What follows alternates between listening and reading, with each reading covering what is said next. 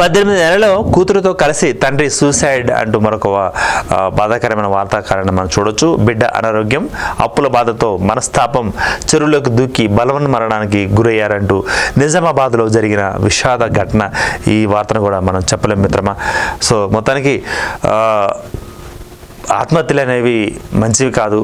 మీ ప్రాణాలు మీరు హాయిగా తీసుకుంటారేమో, కానీ చూసే వాళ్ళకి, మీతో పాటు ఉండే వాళ్ళకి, మీ సంబంధికులకి ఎంతో విషాదాన్ని, ఎంతో తీరని శోకాన్ని విడిచిపెట్టిపోవడమే.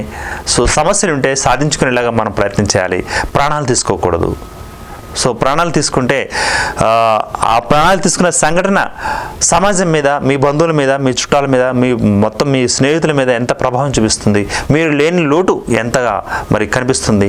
కాబట్టి సూసైడ్స్ మంచివి కాదని చాలామంది చెబుతున్న పరిస్థితి, నేను కూడా చెప్తున్నాను.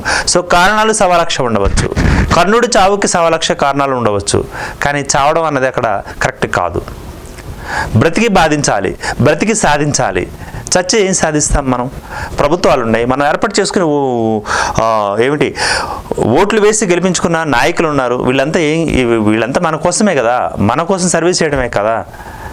ఆ విధంగా మన సమస్యలు తీర్చుకోవాలి, కానీ మనమే ప్రాణాలు తీసుకుంటే ఎలా? కాబట్టి సో గమనించండి. సో 18 నెలల కూతురుతో కలిసి తండ్రి సూసైడ్ అంటూ మరొక వార్తా కథనాన్ని మనం చెప్పలేని పరిస్థితి. సో ఇక